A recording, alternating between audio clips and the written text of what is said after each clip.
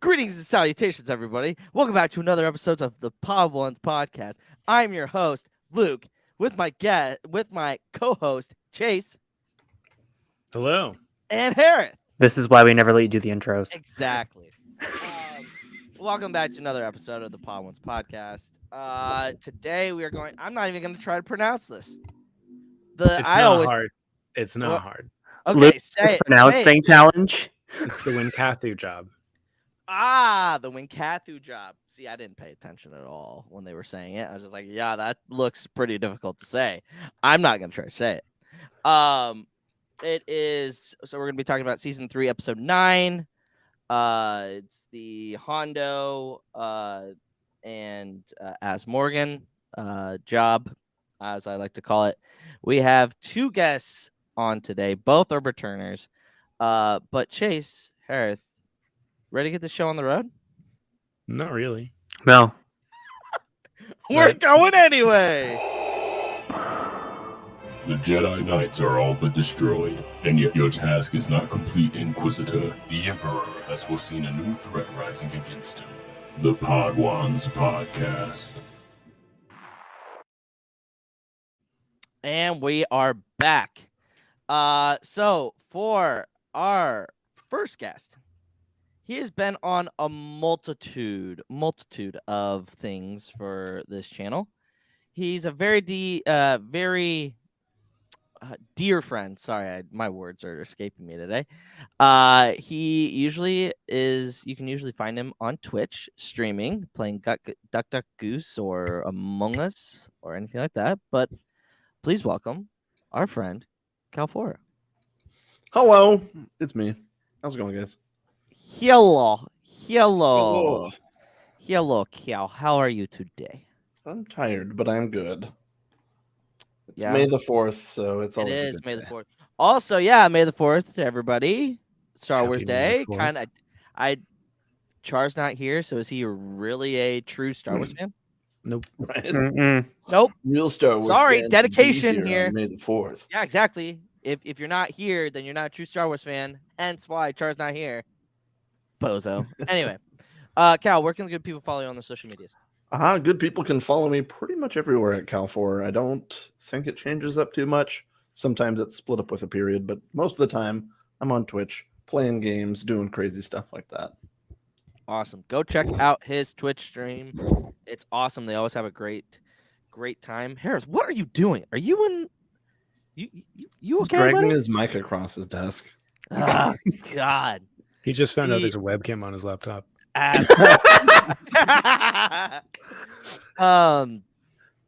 right. And our second guest.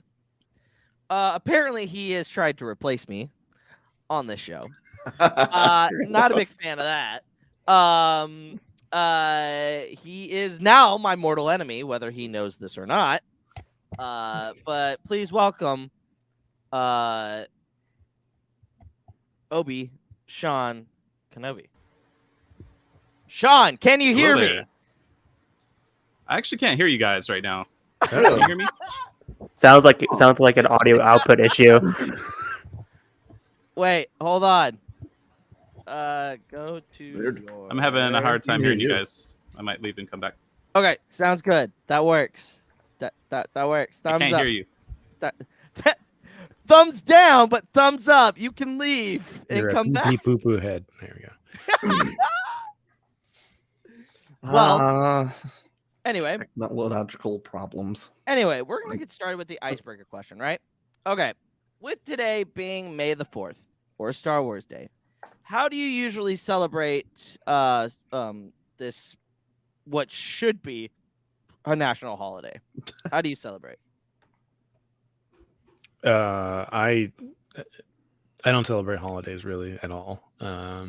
Yeah, I kind of agree with Chase. I don't Yeah, like it was like I woke up to a lot of text messages today. Happy okay. Star Wars Day, happy May the 4th, et cetera, et cetera. I've been playing a little bit of Survivor. I streamed a little bit of Survivor earlier today. Yeah, I don't really do anything. It's another day in paradise. When every day's a celebration, You don't need to celebrate holidays. My life is a nonstop Star Wars celebration. Chase is just constantly hitting it down in the clubs. 24/7. Yeah, that's my question. Is it you just like partying in New York City all the time with Haley? I feel like that's. This That is a could green be- screen. There's a party going on behind me right now. Yeah, he's got really good audio dampening stuff around him. Right now. Gotcha. It's pretty great. All right. Well, we'll see if my mortal enemy can hear us now. Mortal enemy, can you hear us?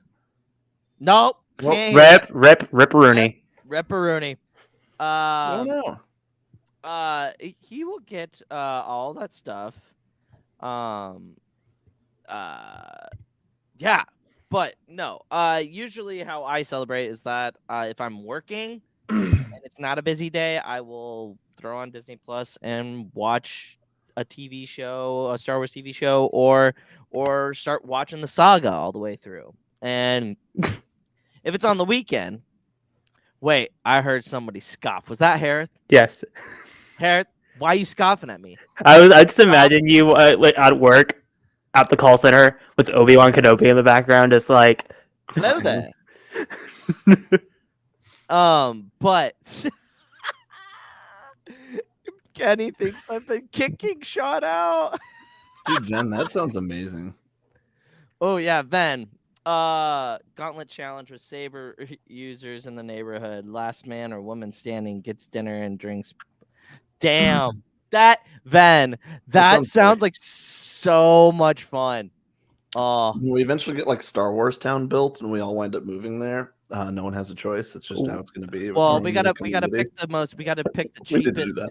Nebraska. No, because I'm moving. That's not how that works. That's exactly how that works. Let's just move to New York City. It's cheap. Definitely.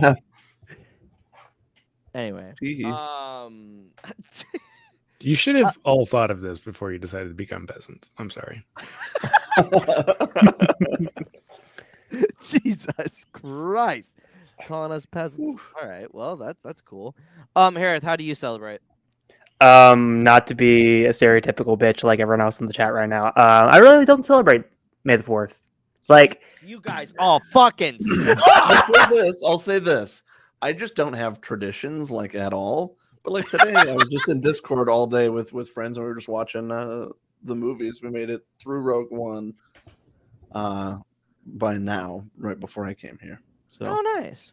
All right. Well, I told you I was playing Survivor. It's not like I was like, Yeah. I mean, I was making a every Star day Wars, is Star Wars May for the me, Luke. I don't just Fuck need one day for it. Fuck. I Wars, I hopped love on the everything, Pod not Ones just one. podcast tonight. To celebrate May 4th. You That's true. inconsiderate Also, person. We're all here. I was working on a Star Wars edit for May the 4th. I don't know if it'll be done by May the 4th. Ooh. Anyway, let's Well, see it's if my today, mortal. So you got a few hours left. Let's see if my mortal enemy can hear me now. By the way, Sean, I've been accused of kicking you out. Let's set the record straight. I have not been kicking you out. You have not been kicking me out. Right after the intro, I couldn't hear anything in my headphones, so That's really funny. it's really bizarre. But yeah, thanks for having me back on the show. You missed Yeah, an and, opportunity to You gaslight the hell out of Luke. Yeah, you could have got right there. I teed it up and you just didn't take it, which is fine. I took the high ground. Nice. Right now, I have the high ground over you. So let's stop playing. I know that was No. No, that's not how we play this game. Eric. Try it. This isn't how we play this game. But Sean, where can the good people follow you, and what do you usually do for Star Wars Day? The good people can follow me at obi.sean_Kenobi on TikTok and Instagram, and obisean_Kenobi with 2 eyes on Twitter. You can also find me working part-time at the Holocron Toy Store in Austin, Texas. What do I usually do for May 4th? If I'm not working, I usually will sit down with a few of the movies or, play some type of, Star Wars video game or enjoy Star Wars media of some kind. But if I can go out, if I can cosplay, I'll do that too, which I did today because I was working the May the 4th event at our store. Nice. Yeah. Go check out the Holocron store out at Austin, Texas. If we have peoples out there, go visit it. It's awesome. It looks really fun, actually. It is really fun. That sounds like a job that I would absolutely love to do, just Yeah, because I know everything.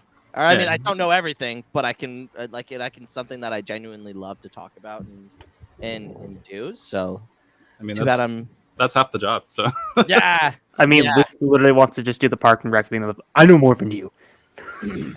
Hey. Last night, a coworker dragged me to Star Wars trivia at some bar in New Jersey, and we won. Kenny, So, Kenny, I actually know Kenny, everything. Kenny, delete that right now.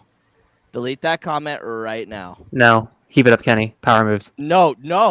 Do you want no? You don't want that in there, Hereth. I do. No, you he don't. wants to smoke. I want the smoke. No, because I don't want Cal to see it. Nor Chase. You haven't beat the game, have you? That's Fallen Order, you clown. Fallen Order, not Survivor. Oh, okay. Yeah. Did you Have just you forget a major Yeah, part of I Fallen also Order? have that up on the side, so. Okay. Well. All right. Anyway. Sorry, I was just freaking out for no reason, apparently. Oh, okay. Anyway. It sounds like Luke. Yep, that sounds like a totally Luke move. Yeah. Yeah, that's That sounds like someone who plays Survivor on story mode.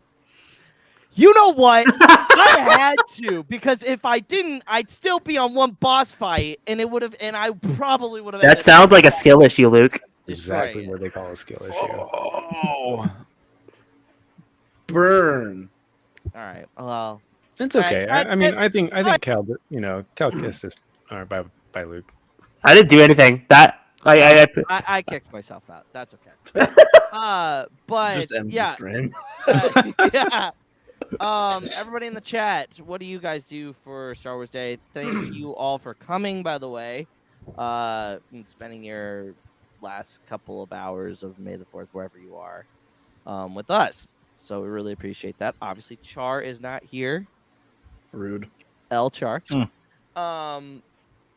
Now Sean's replacing Char. Yeah. And Chase is replacing me. And I'm just here. It feels like a Great British Bake Off where, they completely replace the hosts and it's the whole other show. Yeah. It's wild. Another thing. Have you guys watched any of Visions? Vision season 2. I watched Vision. Not of season 2 yet. I watched one of the episodes at Celebration. Yes. Was it the Sith? No, it was the racing one. Oh, yeah. That was a good That one. one was great. It was amazing. It was I will say this. Vision season 1 was pretty good.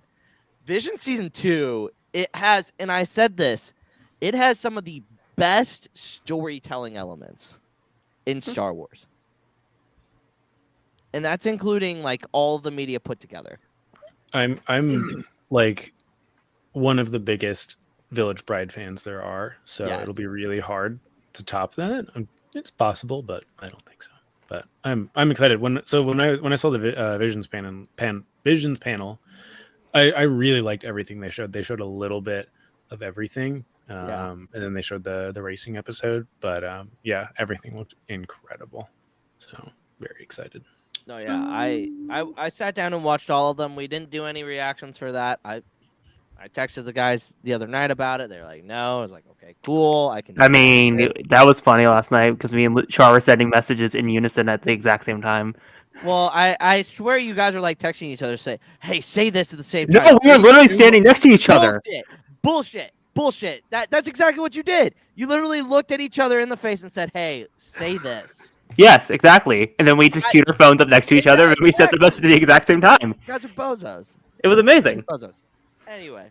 Also, I'll take for not covering Visions. You did Game of Thrones or something. Like, come on. Hey, Right? I was going to do it, Shake but I wasn't fist. going to do it by myself. It sounds like your co-hosts are trash. It's kind of like it's almost like Whoa. that I'm like somewhere else entirely in a different setup in a different state. That sounds like excuses to me. Sounds like a skill set issue. Sounds like Sounds like you still haven't found the webcam on your laptop. No, it's a financial issue. Oh man! All right. Well, we're gonna get into this episode. We're gonna talk about the story of this episode.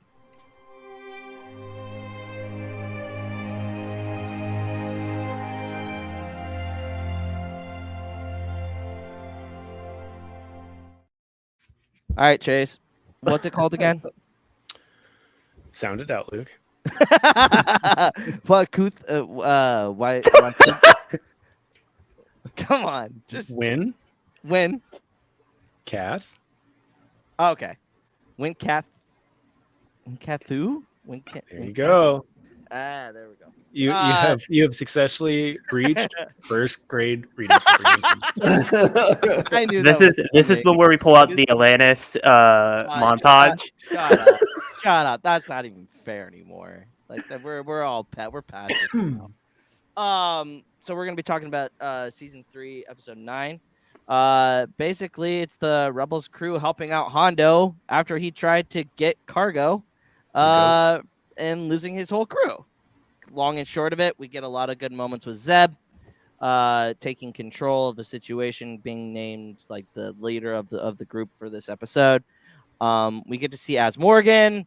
Whether that's a good or a bad thing, who knows?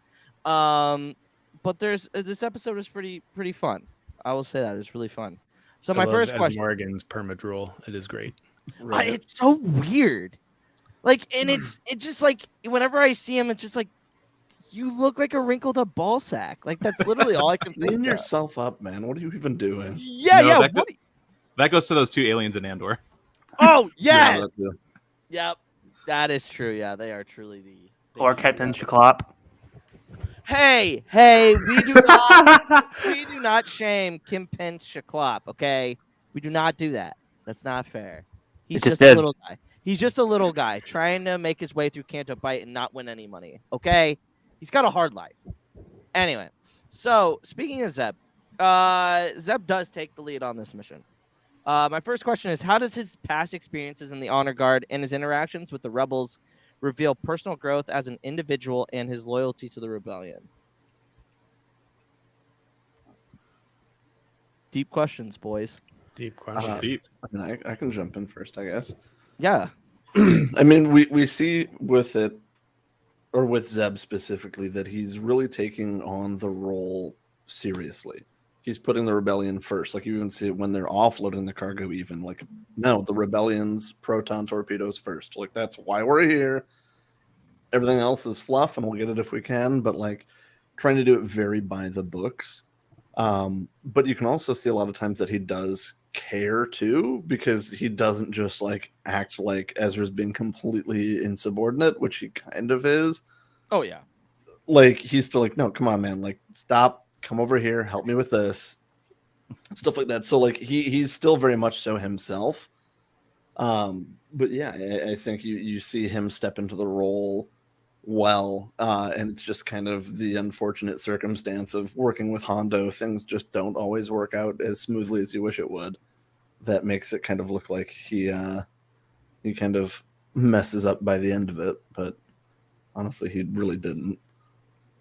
Yeah, I would say just like, Kanan and Hera, he's very not loyal to Hondo at all, but he's definitely also one of those like leave no man behind sort of mentality. No, yeah, definitely. And I think it's kind of funny how he's trying, like I was saying, he's trying to do one thing, and As Morgan and Hondo are only worried about the treasure.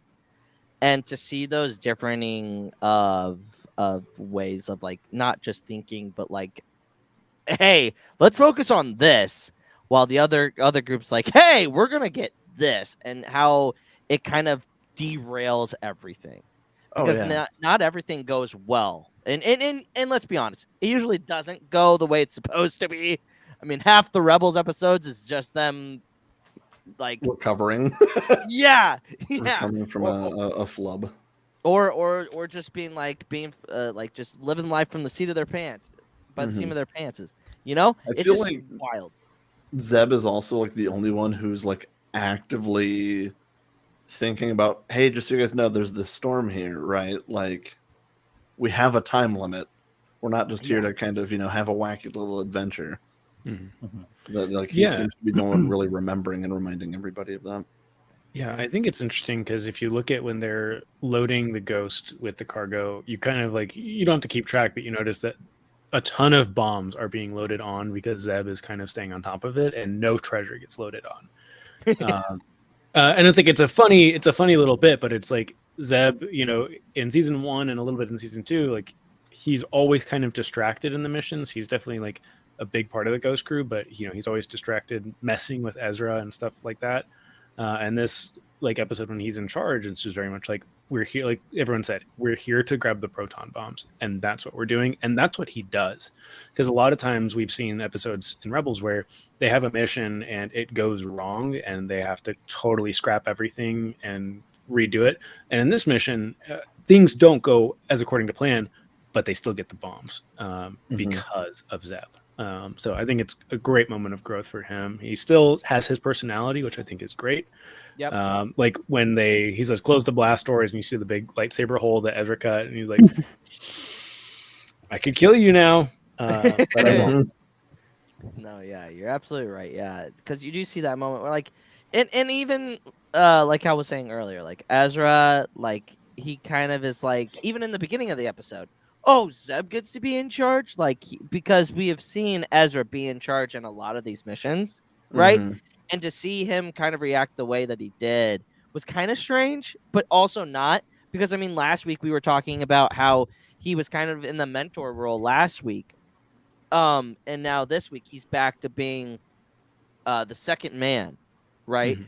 And I think it's an interesting aspect that we are taking with Ezra, because a lot of this season is him taking charge, and he's just not used to being the second man anymore since Malachor. Well, it's like they say in the episode with Hera being like, he got to learn about like Hondo not being the most trustworthy. It's always kind of going back to Ezra always seeing the best in people when it comes to like Hondo and Maul, and it's like the Ghost Crew is trying to make Ezra realize that like some of these people are some like unredeemable in some aspects, that Ezra needs to stop trying to see the best in people and just kind of learn to take action. Some people are just bad. Yeah. Not Hondo. Hondo's great. He's great, but Great. he's bad. No, yeah. He was bad. It was bad. Like when we first met Hondo in the Clone Wars, like yes, he's a villain, but he's great now. He's a lovable villain. He's not. I wouldn't categorize him as a villain though. In the first part of Clone Wars, for sure, he's a villain. He's an antagonist. He's an antagonist. I wouldn't call him a villain because I feel like he's not. I mean, he's a pirate.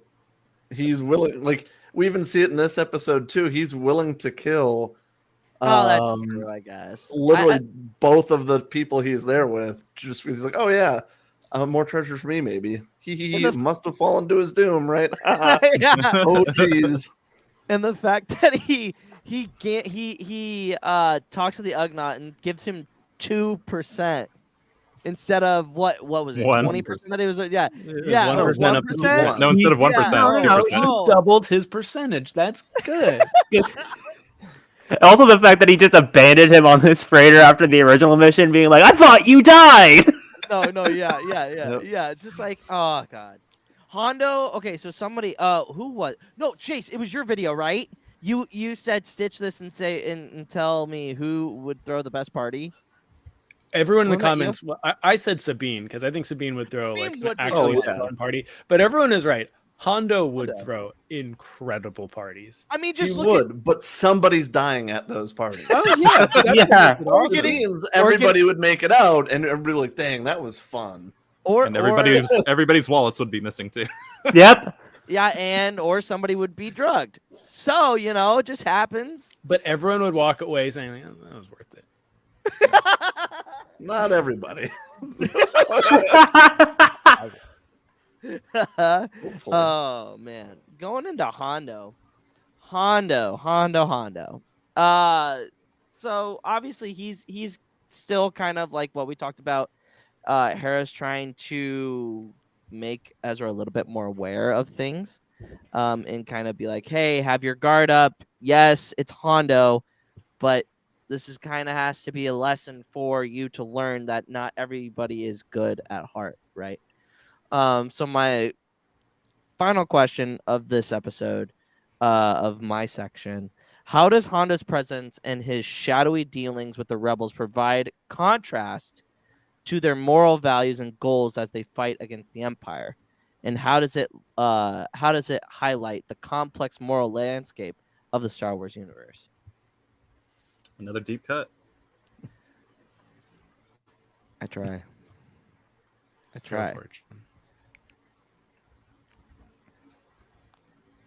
Sean. I would say that, like, you know, Hondo's rule of thumb is always he's out for himself. So that definitely goes, you know, outside of the Ghost Crew's view of the bigger picture of the rebellion and what they're striving to achieve.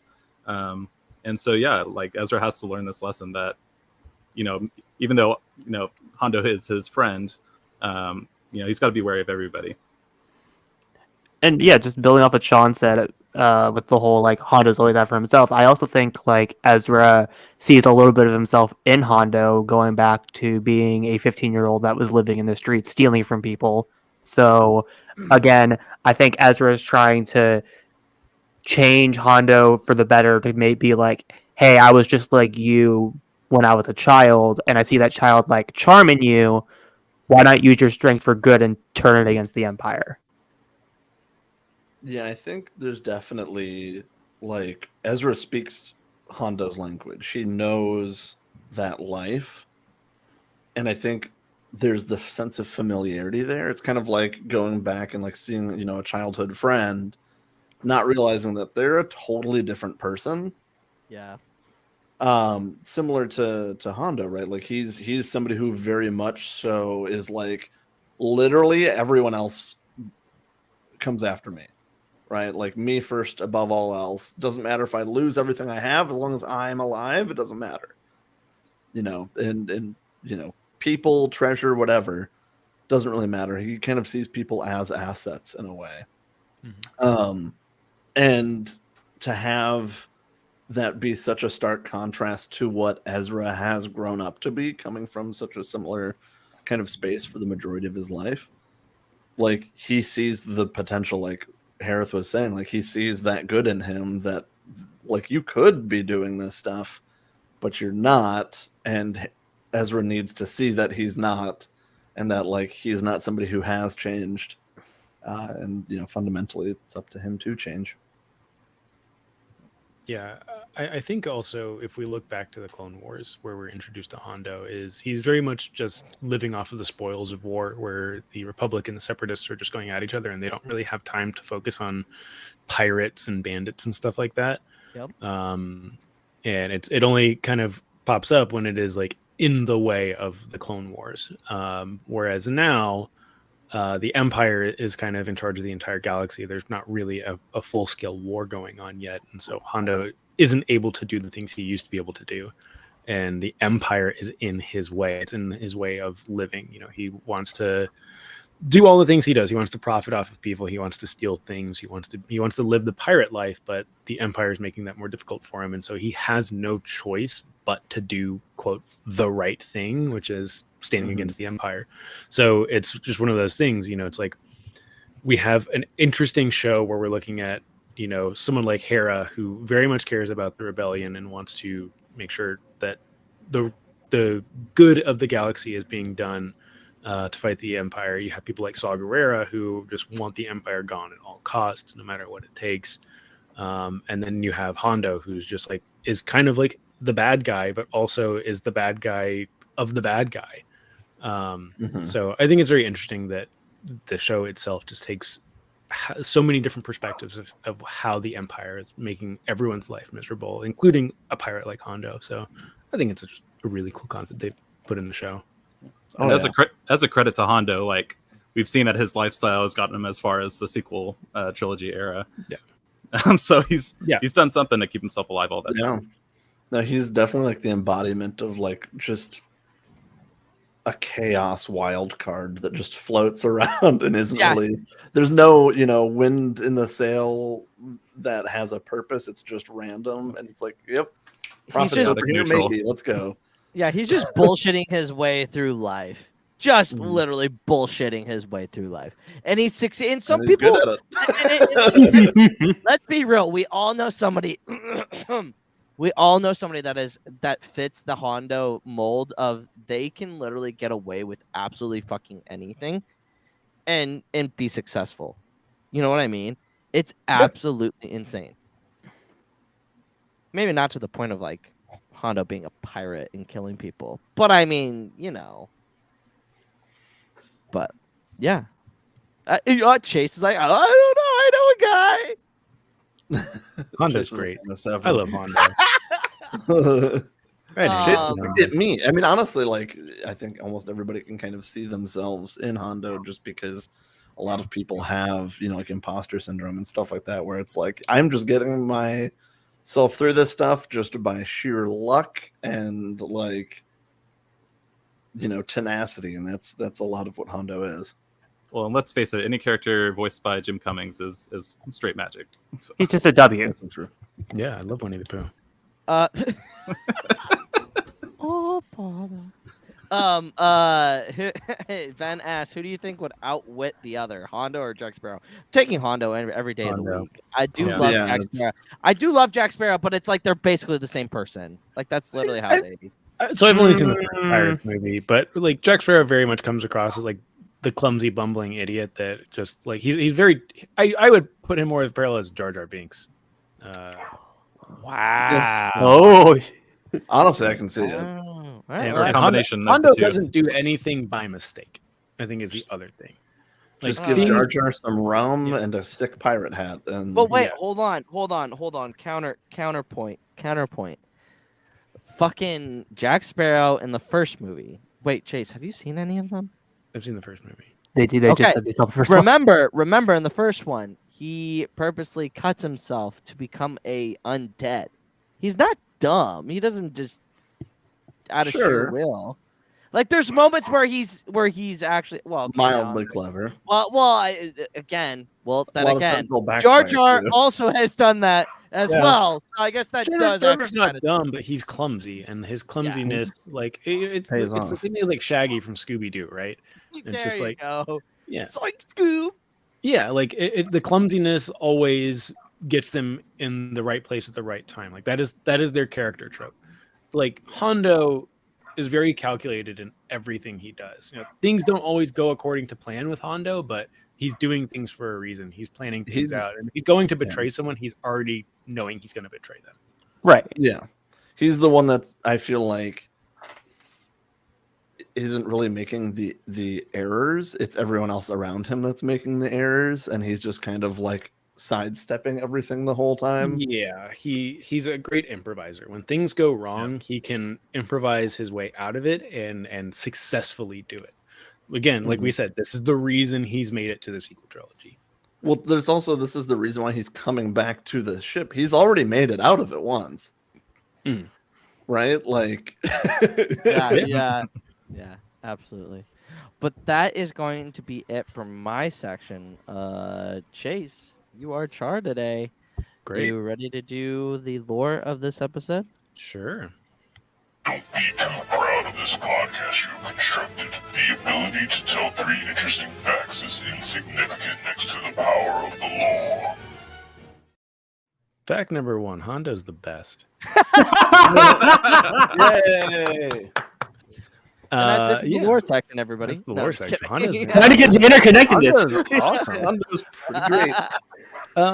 But in all seriousness, the Wynkahthu Job is basically a series of unfortunate or uncomfortable decisions. You know, Ezra has to tell the Ghost Crew, like, hey, we have another job. It's with Hondo, which no one wants to hear. And Hera has to agree to that job that also has to deal with as Morrigan, who she cannot stand. And they even have the backs for it. Like, I technically own you, right? And Ezra has to let Zeb take the lead after he's been leading for so long, and it's not fun for him. And then Hondo basically has to, the whole reason he went there has to be taken down the drain, and he has to basically say, that's fine, and I'm not going to try to, you know, put everyone else at risk because of that. And we do see Hondo grow in this episode of like, he totally would have, you know, stolen another ship or had a backup plan to get it, but he didn't get his treasure at all. And he does say, you know, the greatest treasure I got was my friendship, which is true. And it's something that we learn with the Ghost Crew, but this reflects later on in the show. And I think Hondo really does become a really good asset and an ally to the cast in a more positive light after this show, because I think they all see like, yes, Hondo, this was not Hondo's plan. This was kind of just the side effects of doing this, but they got the proton bombs. Like that's what was important to them, and Hondo was okay with that. So I think we see this kind of prominently highlighted with the crew and also the subsequent characters along the way. Hondo does gain a little bit of morality in this, in the show, and then we'll start to see it in the next couple episodes, and also especially in season 4. Definitely in the end on Lothal with Hondo, we get a lot. Other examples are like Cham, Syndulla, like learns to let go and trust Hera. And Sabine's entire clan learns to put aside a lot of their tribal differences and serve their people in instead of just themselves and their own unique clan. So the question I have, guys, is much more simple. How has Star Wars helped you grow? That's such an easy question. That was such a softball. It's May the 4th. We'll take it easy. Yeah, I appreciate that. I guess I'll answer it first. I mean, honestly, it's literally all of this, all of you guys, right? Like, I have so many more friends at this point in my life. I've been consistently at like the happiest I've been in my entire life when it comes to Star Wars and stuff like that. Like, I have a single tattoo and it's for Star Wars, right? Like, that's the thing that has really helped me through a lot of hard times in my life, and also has kind of like been the treat for me too when getting through a lot of those struggles, getting to look and see all of the awesome people I have around. And a lot of those awesome people helped, you know, push me to even start my own streams and projects and stuff like that too. So it's like, it's truly a found family for me. Yeah, just to piggyback off that, yeah, it's finding this community really, you know, starting TikTok has really helped me get out of my shell. I've met so many great people who just all love the same thing I do, and that's really great. Just having this huge community of people that we can talk nerdy things, you know. I mean, not to just echo everyone else's statements, but literally today with my May 4th post, just being like, here's all the times that like this found family has just done like amazing things, and it's just, again, going all the way to Anaheim and Europe, and then meeting up with all these people, now going to Chicago. It's like this just insane found family that like truly I feel like there's just like no other. Like, this community has built like so many great friendships and so many great moments. Yeah, I mean, sorry, I was just taking care of Chewy because, you know, he'd be barking. But like my video, like, and it's just what everybody else has been saying. Like, Star Wars, like, who would have thought in 1977 that we would still be talking about this stupid fucking space opera almost 50 years later from when it came out? 50 years. It's almost done a double nickel. You know what I mean? Like, that's wild. That math ain't math. Yeah, man. A half century is, I think, what you're looking for. Yeah, whatever. Who cares? You know what I meant. I want to say double nickel because there's only one reference to double nickel anyway. But it just like everybody said, it's like it's created opportunities for everybody. You know what I mean? Like, I never thought starting this podcast I would ever in my wildest dreams meet any of you. Did you ever think about the fact, like, when you were a kid, being like, I'm going to grow up and have a podcast? Never, because podcasts Right? weren't a fucking thing, It's Cal. fair. Remember, Radio show. Yeah, radio show, maybe. No, but in Yeah. general too, like, Talk even radio when podcasts existed. were a thing, right? Like, Yeah, I mean, I personally never foresaw myself being on a podcast. yeah. Right? Like, I listen to them all the time. Never thought I would be on one. And now you're just a regular. Right? I You mean, host Regular out here.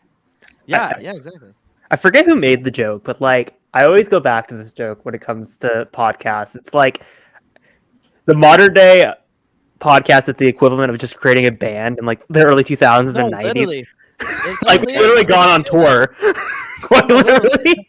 No, like it No. literally has. Like it's wild. Like I've met Alanis through this dumb stupid thing, you know? And I've never been happier in my entire life than and it's because this stupid fucking franchise. It's because of the stupid fucking franchise. Like it's so great. ridiculous to me. It's insane. Like it's wild. And I mean like and it's just so Brooke. Brooke, so lame. Hey, Brooke. Y'all freaks. No cap. Brooke, No cap. no cap. Yeah, right. Brooke is absolutely right. Spitting you know what'd be even funnier if that was Brad. If that were Brad typing in the chat. If so, love you, Brad. I'll see you soon. Anyway, no, it is so wild. It is so wild because I feel like the friendships that I've made on here I will have for the rest of my life. Oh, for sure. I will always have a good friend in Chase. I mean, we're probably closer than that. Like I can feel comfortable talking to you guys about absolutely anything, and I haven't been able to feel like that in years with other friends. You know what I mean?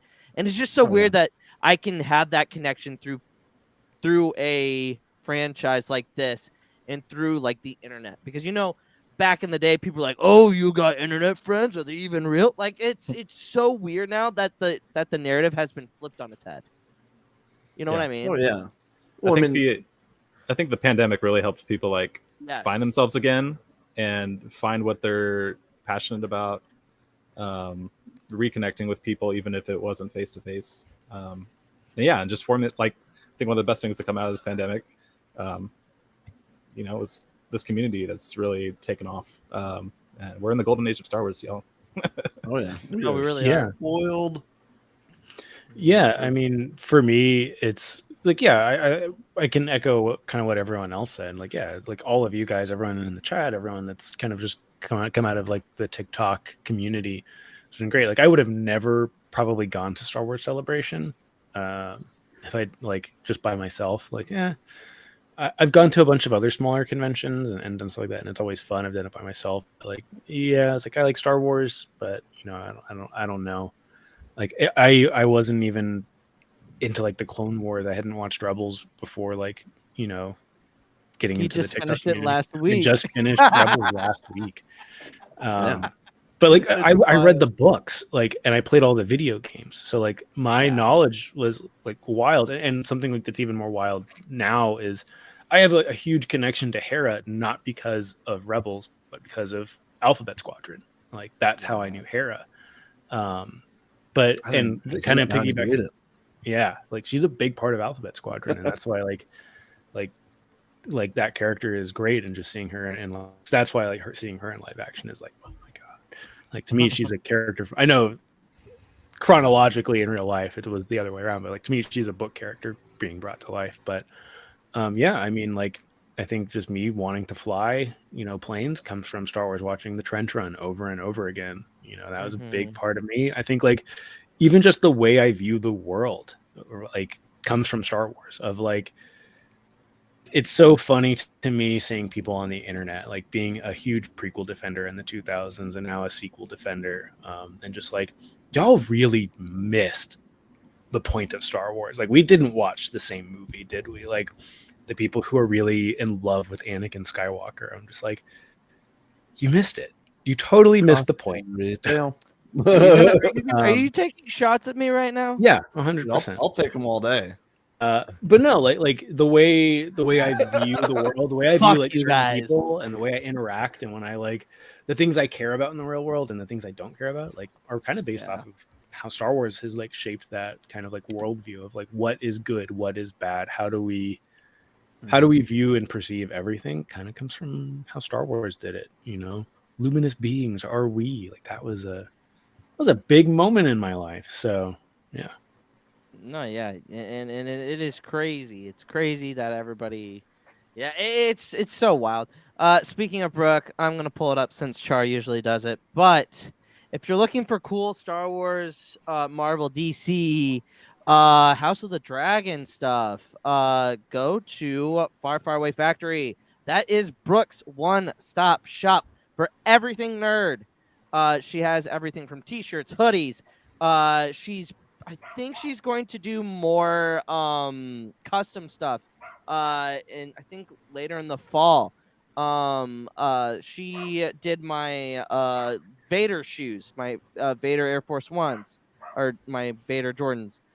She's got a whole bunch of stuff. So go over to farfarawayfactory.com or Far Far Away Factory on Etsy. You can follow them on Instagram at Far Far Away Factory. And follow Brooke at _BDazzler_. And go check out her Jedi Survivor streams because they are literally gold. You can't see me, but I'm wearing a Far Far Away Factory shirt. So, there you go. Actually reminded me I need to order more stickers from Brooke. Yes. Absolutely. All right. Okay. Is everyone wearing a Star Wars shirt but me? I'm not. I'm wearing a Critical Role shirt. Ooh, I'm also look at a you. nerd for D&D too. Okay, so I'm Oh, the only one yeah. not I in got a Star Wars hat behind me. I'm the only one not in a dorky ass t-shirt. Good. Oh, okay. I have the I was official Star gonna Wars try and celebration. side with you, Chase, but I guess I'm on my own. I'm wearing a grindcore band t-shirt, so Ooh, look at you. Mm. all of you. Look at I'm you. way cooler than everyone. Neat. Hard man. I mean, we all Okay. knew this already. Didn't need this little bit to remind us all. Oh, I do need to remind everyone as Oh, often geez. as I can. For me.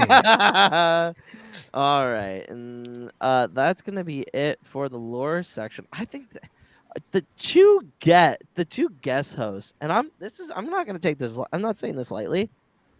Char, you got some fucking you got some work to do, man. with Carter and Chase, With both of those two, last week's was good, and Chase knocked it out of the park. So I mean, sure, the bar's been set.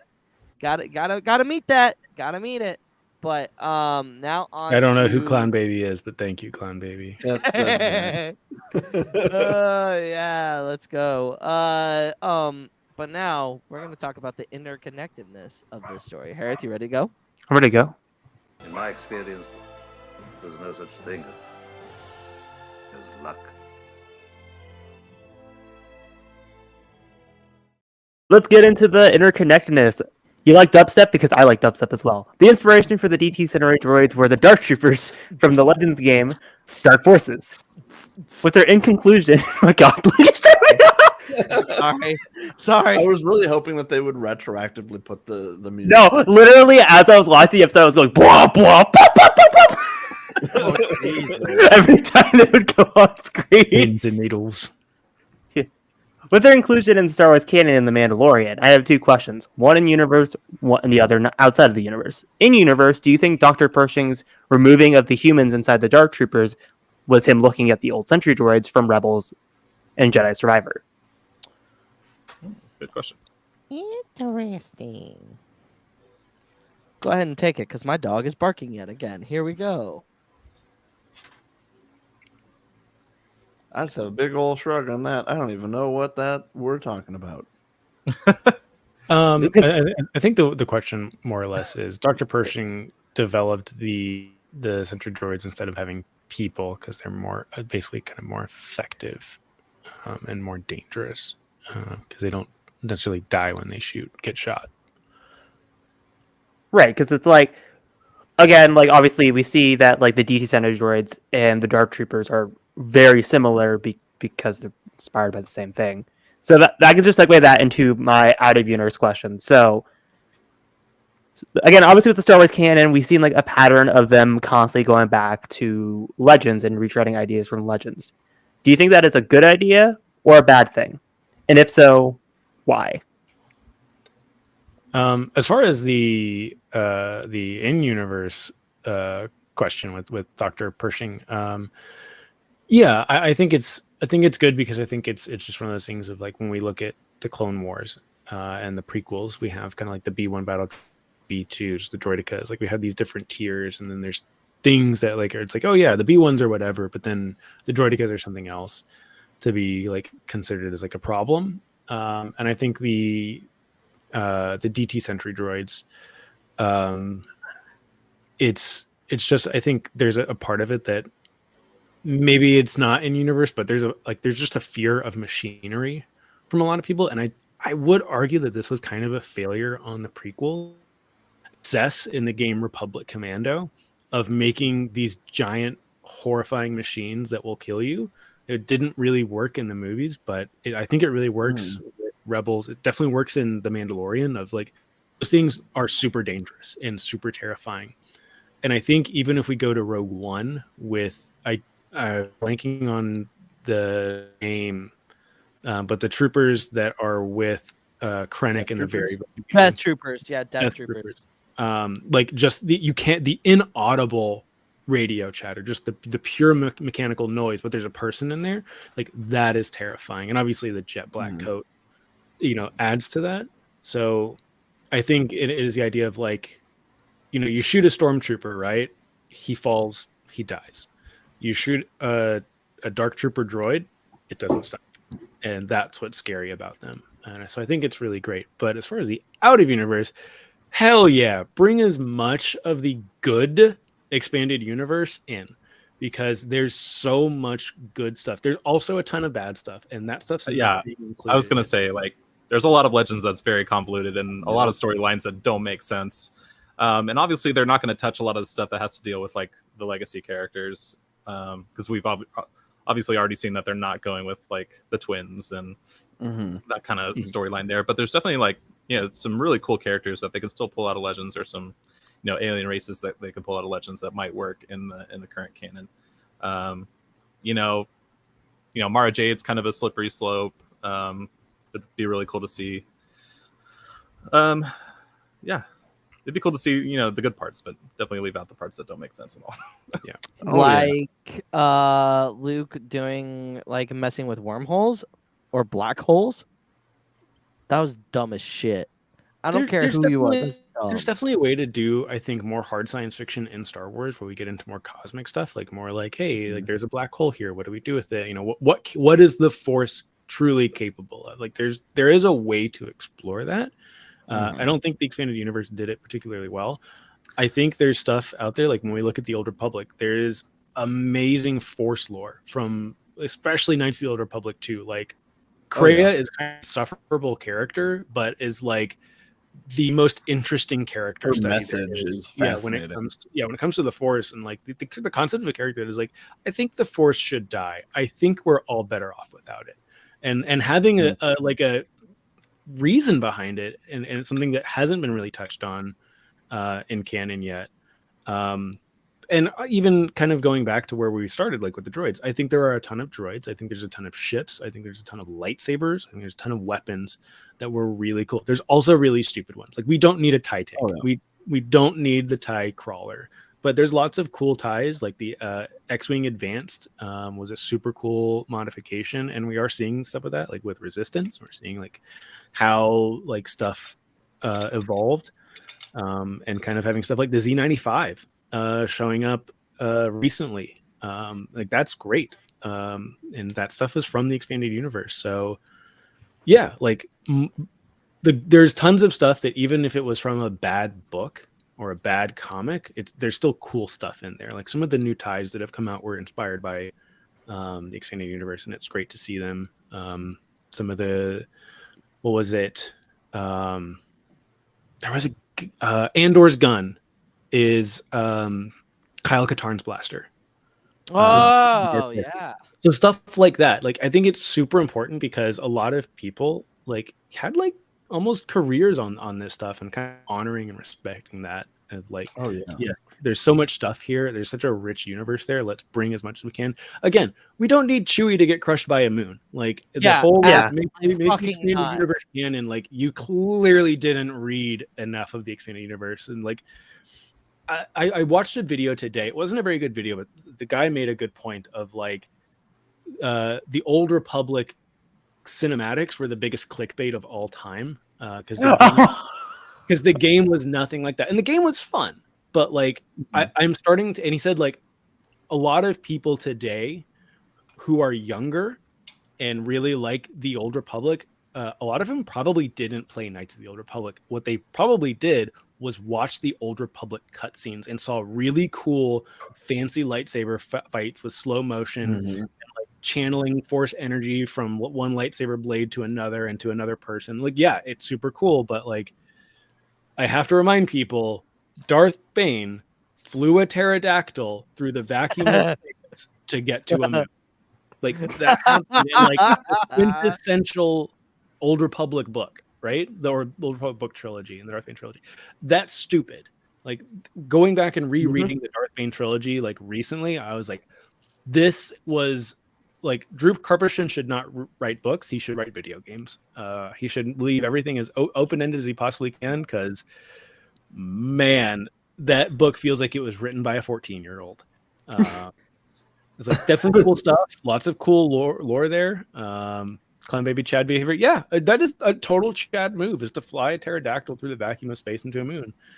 And what was cool is they like quote canonized Force Breath, which is in KOTOR 2, where you could like hold, you basically create a bubble seal around you using the Force, and like you could go into the vacuum of space. You can go into gas, poisonous gases, gaseous rooms and stuff like that. So yeah, still dumb as hell. We don't need that stuff. I think kind of to like the point or like the title of this segment, I think you really can bring Legends into canon, but it is about how you actually take the time to connect it to other elements of the galaxy so it feels cohesive.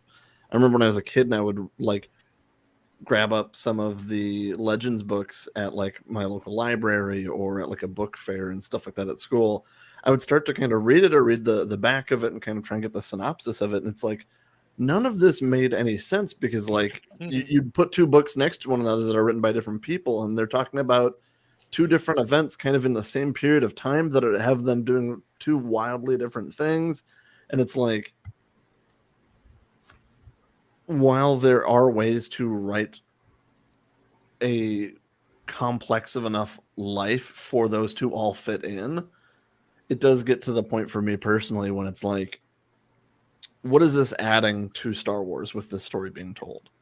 Is this changing the characters in any way? Is this bringing light to new theming across the galaxy and stuff like that, or a perspective that like we never got that it really helps us to have? And it's kind of the delicate dance with all of that to be like, how can we fit this in a way that actually matters, makes sense, and doesn't contradict either existing lore or events we already know happen. Right? It'd be like if they did the prequel movies and completely left out the concept of the Clone Wars. Right? Like we hear the line in A New Hope, we know that they had happened. With Obi-Wan specifically, if they just didn't happen, it would be really confusing. No, yeah, absolutely. Well, and this is kind of a good segue. Like talking about bringing Legends into canon. I mean, the best way of like bringing an example is Thrawn. Is when they brought Thrawn into Rebels. Yeah, I mean, he's not Peepaw Thrawn from Heir to the Empire. But it's finding a way to make that character make sense within the continuity of what you're trying to do in the story. Right. And the reason why I was bringing up the DT Sensory droids, comparing them to the Dark Troopers, is I just find this very interesting that it's like they basically adapted the Dark Troopers essentially twice, if you think about it. One just got way more focused than the other. Well, and you also have to remember the Jet Troopers from the Battlefront 2 video game were kind of like that in a way, with the whole they were actual people but they looked like the Dark Troopers. But Chase, you were gonna say something. Go ahead. Yeah, I mean it was kind of more of the expanded universe stuff, and something that I don't know if other people have kind of felt it, but like I had severe like book burnout, kind of pre Knights of the Old Republic and then a little bit after Knights of the Old Republic, and like I was literally at the point of like, if I see the word Luke Skywalker one more goddamn time, I'm never going to look at anything Star Wars ever again. And it's what's really frustrating for me personally is that's carried over into canon. Oh yeah. Like Mhm. when I'm reading a book, right? And I'm like, oh, this is great. And like, and then Luke Skywalker walked in, like, get the fuck out of here, man. We have had enough of you. I think the funniest thing for me is I feel like I have such a contradictory experience with Luke than like most of the classic Luke fans. I remember watching the original trilogy, and to me, there wasn't really a single character that like resonated with me. It wasn't until like Obi-Wan with the prequels that I was like, oh, here's a character I can kind of get behind and feels more of like me. So for me, I never really had a connection to Luke. I had saw him like you did in all the books all the time. I'm like, why is this character like everywhere in everything? So I reread Rogue Squadron last year, and it's interesting because they kind of use because it was a pretty early like book, kind of like right after Heir to the Empire. I think it was like 93, 94 when Stackpole wrote it. And they use like Luke Skywalker like almost as a derogatory term of like when you're trying to do something heroic, you pull a Luke Skywalker, like you do something dangerous that you probably can't get through. It's like, oh yeah, the way to Luke Skywalker that one, you know. And I think that's interesting, and that's what again I think a lot of people really enjoyed about the Old Republic was it was so detached. Yeah. Fresh perspective and on Star Wars, and that's kind of what the High Republic is doing now. Yes. Of it's just like, look, Luke is not showing up because none of these people are, with the exception of Yoda and Yaddle, right? None of these characters are born yet.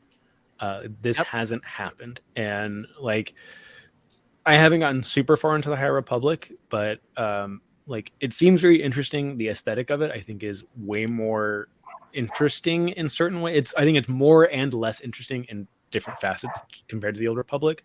Yeah. But I mean, in like the aspects of technology, like versus like the Old Republic, where it's like, oh look, we go 4,000 years into the past, and technology is essentially the same. While with the High Republic, you're like technology is starting to develop and change.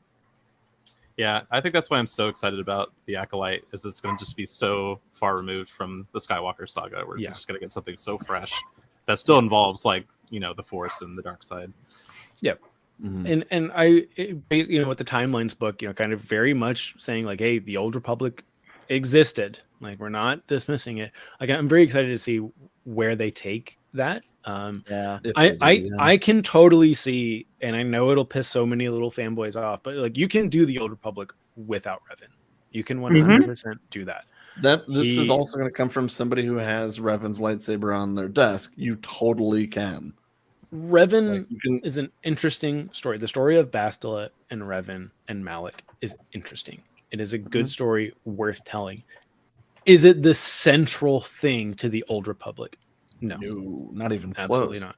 It's one of the many stories. Yeah. So like there's lots of things to do. The Dawn of the Jedi, like I think like I'm a big fan of Dawn of the Jedi Into the Void. And I know I'm going on a huge tangent about the expanded universe. Sorry. No. But like I think you can do that. That is a story about pre-lightsaber Jedis. And like that, like spoiler alert, that book kind of ends with the invention of the lightsaber. And the invention of hyperspace. Which is like a really cool concept, and not to like correct, but like the technology was very different in the High Republic. Like there was stuff that like was kind of like shelved, but there's just a lot of stuff that like they didn't have comparatively and a lot of stuff. So I think the Old Republic is a very interesting era. I love the Old Republic, and I'm excited to see where they take it. So side note, the one of the guys who like designed Revan came into our store today. Nice. Yeah, like he worked on Knights of the Old Republic. He's worked with Lucasfilm and LucasArts. And he's currently the art director for the Star Wars Hunters game that's coming out. Oh, nice.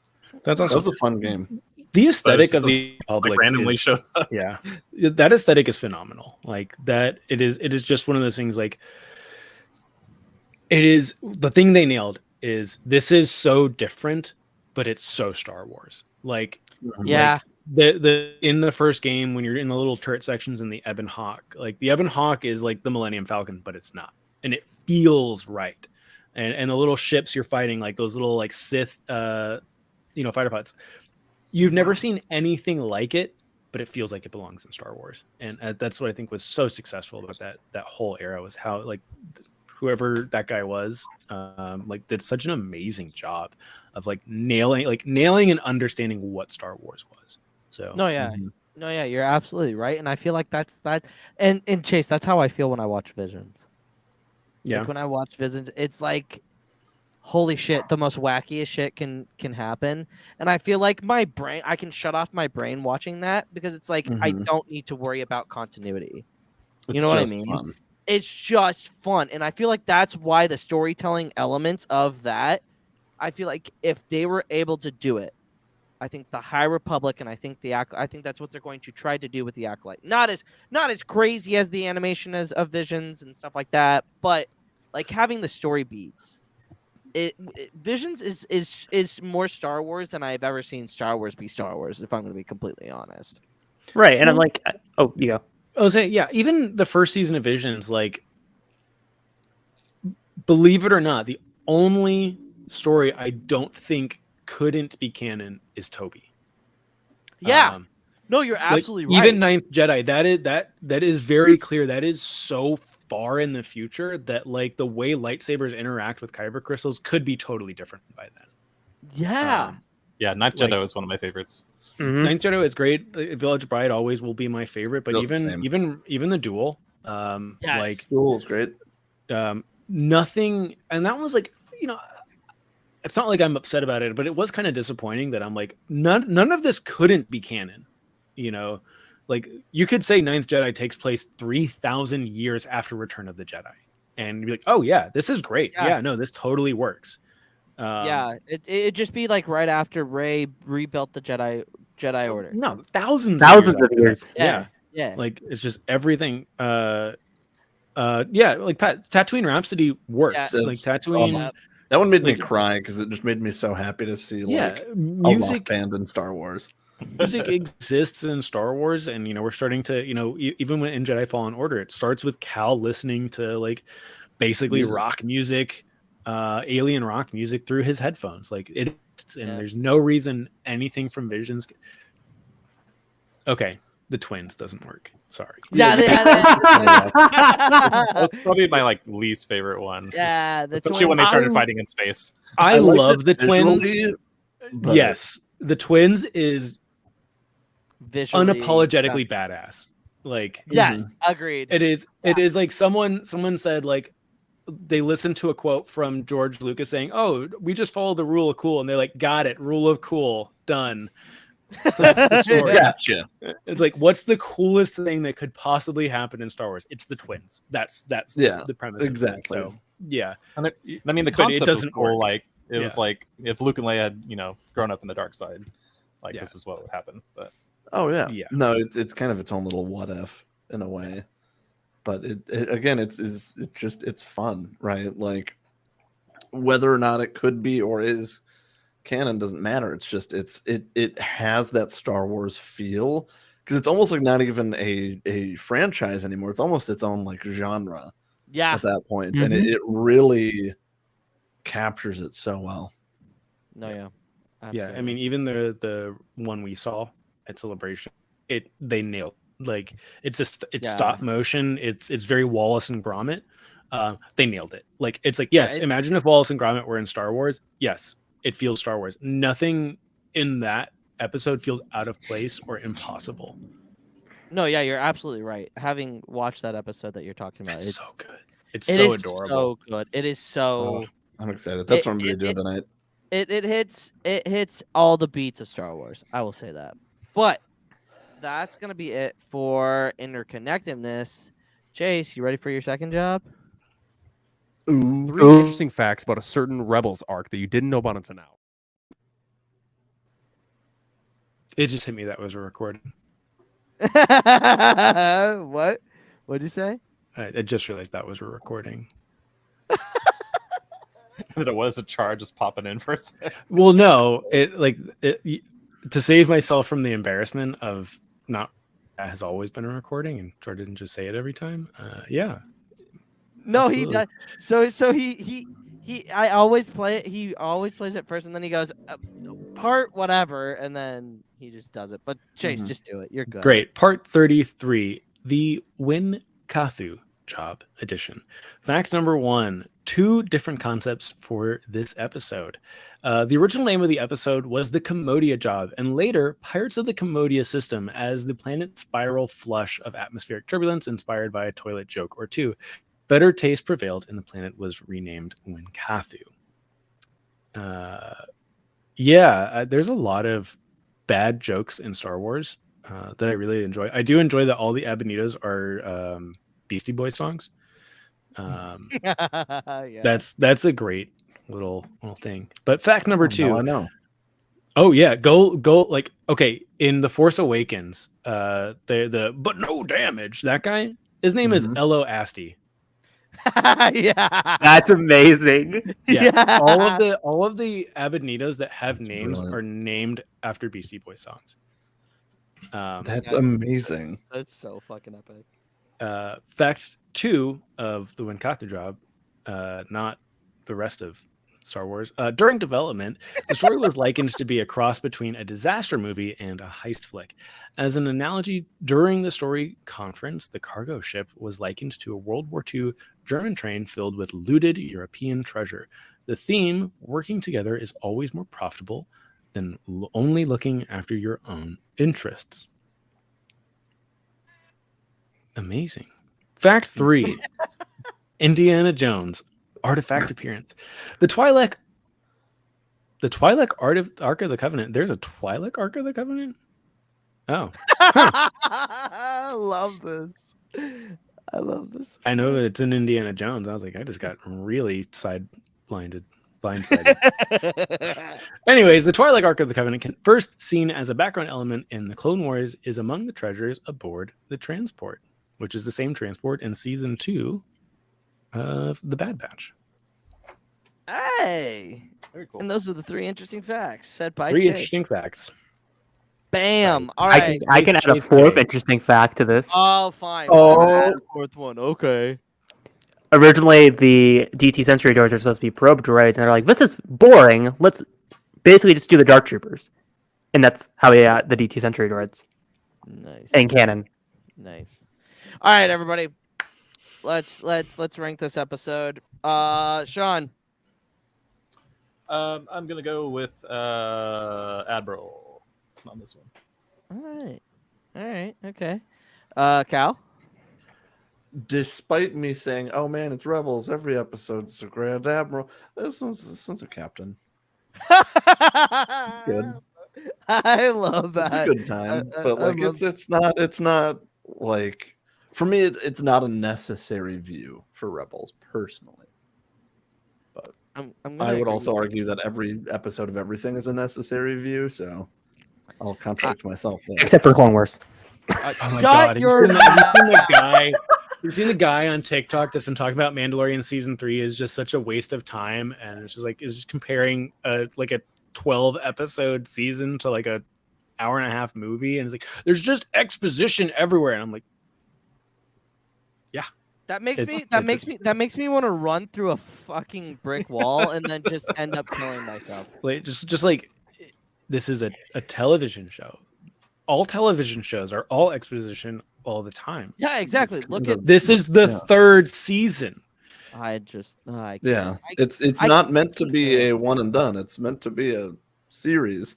I can't wait till we get to the Disney Plus shows, and we start talking about those. Those are gonna be a whole lot of fun, because I volunteer there as is. tribute. Same. Oh, I mean, we're gonna be talking 3-4 years away here, boys. Because Done in 3 to 4 years. Are we sure about that, Lou?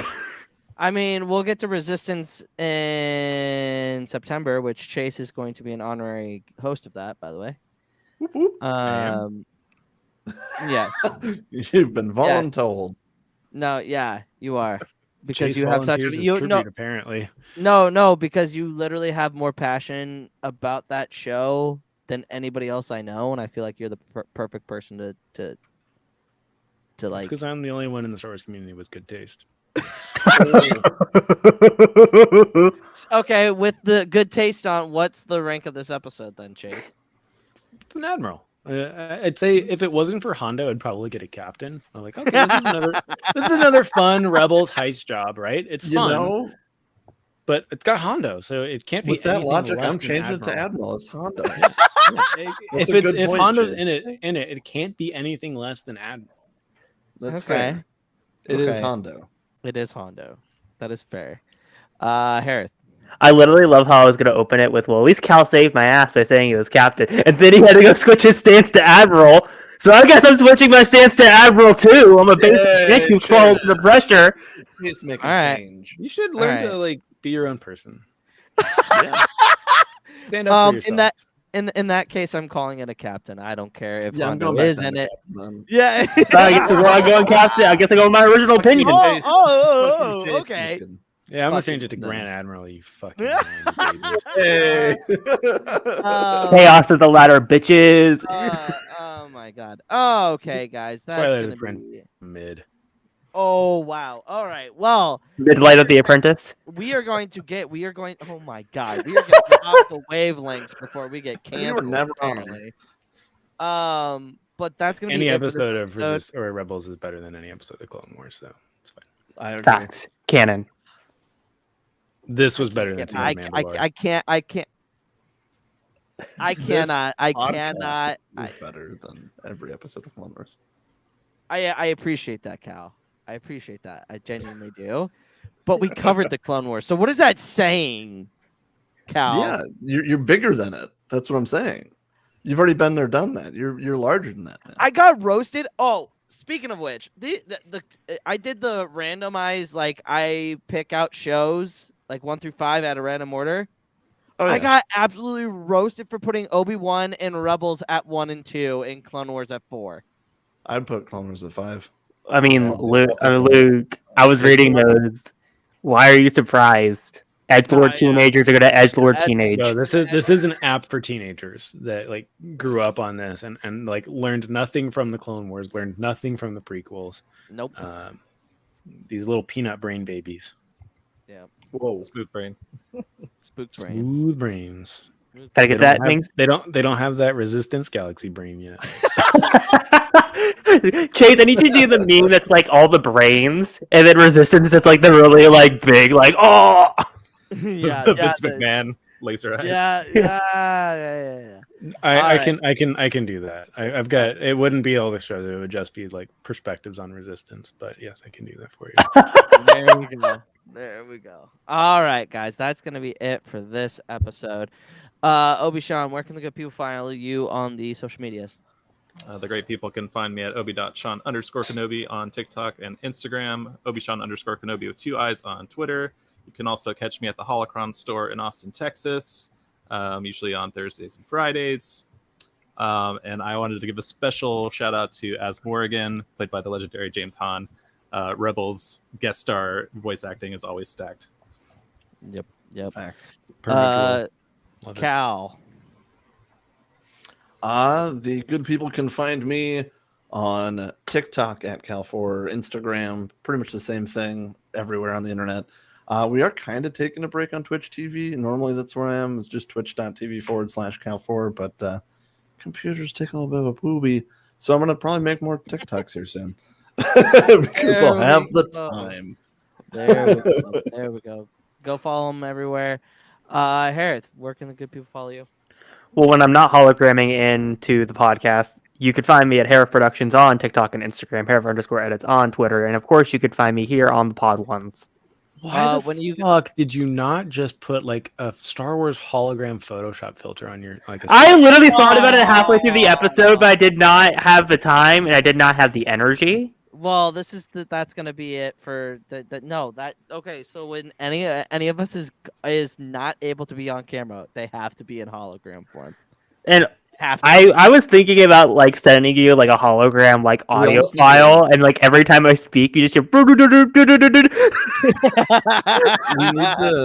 We need to all get like one of those VTuber things that it's just us. Like it's not like a different character, but it's just us as a hologram. So that when Yes. Big brain moves. Big brain moves. spend like $1,000 doing that, everybody. Let's go. Woo! No, I don't have that. Chase, thank you for stepping in while Char is gone.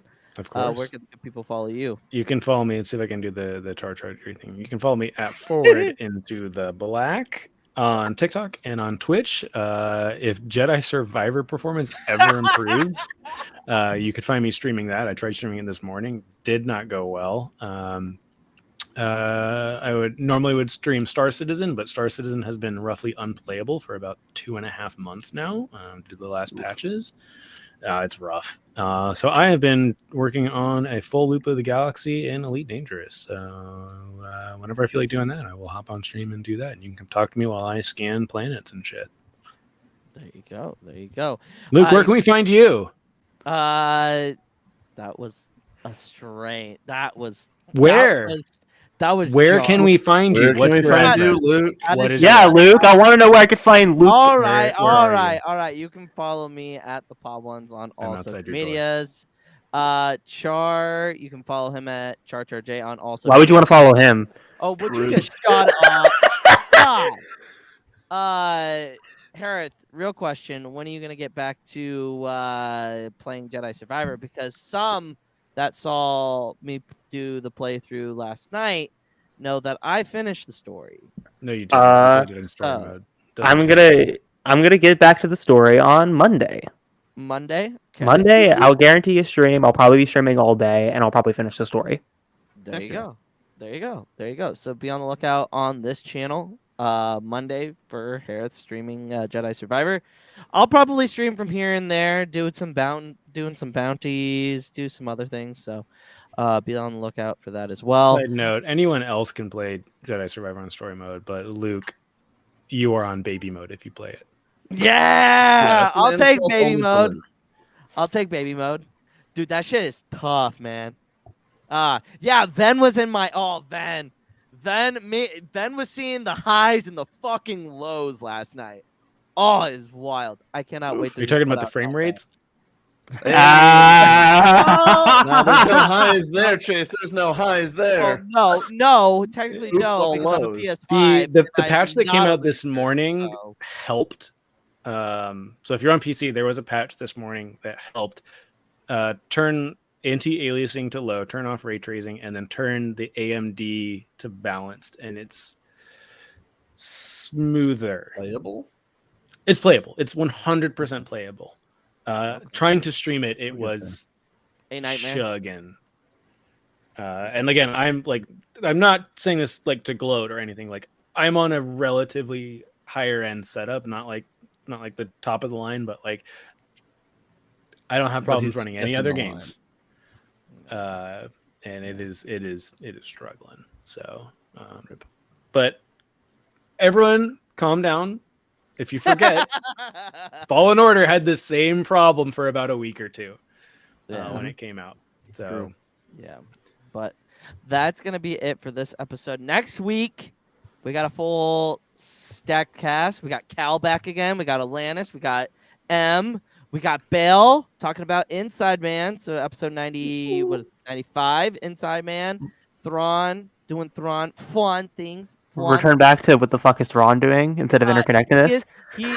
No. Pod Ones is now, and I'm putting my foot down about this. We are calling Thrawn Fwan from now until he dies in Ahsoka. It's Fwan. It's not I Thrawn. don't It's think I can Fwan. do that. I don't wanna. Oh, I well, don't support it. too I don't bad. support this. Too bad. Is it your show? Absolutely not. Oh, it's all of Now, our If shows. you look at the I'm chat, the Luke, it is man. 100% my show. Anyway, that's going to be it for this episode. Thank you, everybody, for tuning in. If this is your first time being here, welcome. You can pretty much find us everywhere on our YouTube channel, whether it's reactions, streams, weekly episodes. We're going to be doing some cool things. Hereth, Char, and I are going to do a little meeting this next week, kind of figure out what we want to do with this downtime. So be on the lookout for that. We'll have some news about that. Obviously, we got the trivia tournament, which will be in full steam here in the next couple of weeks, hopefully in the next month. But yeah, that's going to be it for this one. And may the force be with you. Always. Always. Always.